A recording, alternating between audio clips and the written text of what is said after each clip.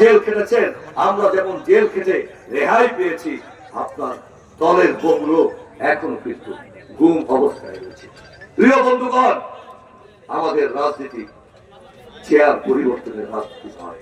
5 তারিখের রাজনীতি তারেক রহমান বলেছেন যে শুধুমাত্র চেয়ার পরিবর্তন নয়, গুণগত পরিবর্তন আমাদের করতে হবে, আমাদের জনগণের পাশে দাঁড়াতে হবে। আমাদের একটি কথা স্পষ্ট, কোন বিভাজন আমাদের মধ্যে নেই। আমাদের একমাত্র মার্কা তারেক রহমান ঘোষণা করেছেন আগামী নির্বাচন হবে বিএনপির একক, সেখানে কোনো ভাগীদার নাই। আপনারা ধানের শীষের প্রার্থী পাবেন। কাকে পাবেন? যিনি আপনাদের মধ্যে যোগ্য, যিনি আপনাদের লড়াই সংগ্রামে ছিলেন, যিনি আপনাদের ভালোবাসা অর্জন করতে পেরেছেন, সমস্ত কিছু প্রস্তুত রয়েছেন, আমাদেরকে কাজ করার কথা বলা হয়েছে। প্রিয় বন্ধুগণ, সেই গুণগত পরিবর্তনের মধ্যে 31 দফায় আমাদের উল্লেখ করা হয়েছে আর কোন বিভাজন নয়, আর কোন প্রতিরোধ নয়, আর কোন মানুষকে মব জাস্টিসের নামে মানুষকে হয়রানি করা নয়।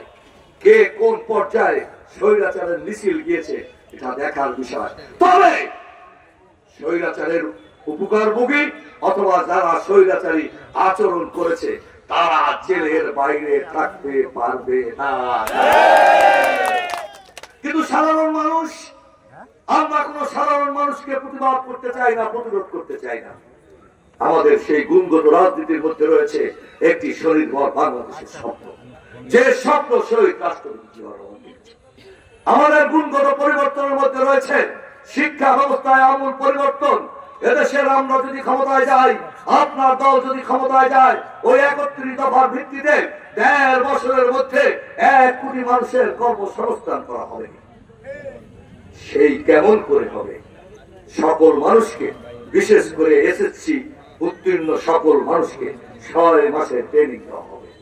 আপনার এই গুণগত পরিবর্তনের মধ্যে রয়েছে সেই শহীদ রাষ্ট্রপতি জিয়াউর রহমান, যিনি বিদেশে মানুষ রপ্তানি করার প্রথম কারিগর। মনে আছে না? সেই সৌদি বাদশার সামনে দাঁড়িয়ে বলেছিলেন, আমি 1 লক্ষ নিম গাছ নিয়ে এসেছি, আমাকে 1 লক্ষ ওয়াট পারমিট দেন।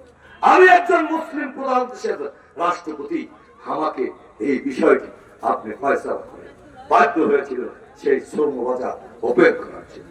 এবার এ দেশে জিয়াউর রহমানই বিদেশে প্রথম মানুষ রপ্তানি করে। গার্মেন্ট শিল্পে মানুষ, আমাদের চাকরির ব্যবস্থা করা হবে। আপনাদের মনে আছে বিল গেটস 2005 সালে মাইক্রোসফটের প্রতিষ্ঠাতা, তিনি বাংলাদেশে এসেছিলেন। তার মাধ্যমে একটি আমাদের চুক্তি হয়েছিল, তা হলো 10 লক্ষ মানুষকে ট্রেনিং দেবে, 10,000 মানুষকে শিক্ষক বানাবে। আজকে বিশ্বের দুয়ারে, বিশ্বায়নের এই দেশে যখন আমরা যদি সেই বিল গেটসের চুক্তি অনুযায়ী আমাদের সন্তানদের ট্রেনিং দিতে পারি, তাহলে আমাদের আর অর্থনীতির দিকে তাকাতে হবে না। লুট না করলে বাংলাদেশ সিঙ্গাপুর হওয়া সম্ভব, কিন্তু বাংলাদেশকে তো লুট করে নিয়ে গেছে সেখানে। 23 লক্ষ হাজার কোটি টাকা লুট করেছে। এই রাজনীতি বিএনপির রাজনীতি, কর্মসংস্থানের রাজনীতি। বিএনপির রাজনীতি আপনার ধর্মীয় মূল্যবোধকে সমুন্নত রেখে বাংলাদেশের ঘরে ঘরে একজন সৎ মানুষ তৈরি করার রাজনীতি। বিএনপির রাজনীতি সেই সততায় উৎকৃষ্ট হলে আমাদের সকল মানুষ, সকল পেশার মানুষের যেন পেশা থাকে এবং তার অর্থনৈতিক ভিত্তি থাকে। সেই রাজনীতির জন্যই তো ফ্যামিলি কার্ডের কথা বলা হচ্ছে, সেই রাজনীতির জন্যই তো কৃষক কার্ডের কথা বলা হচ্ছে, সেই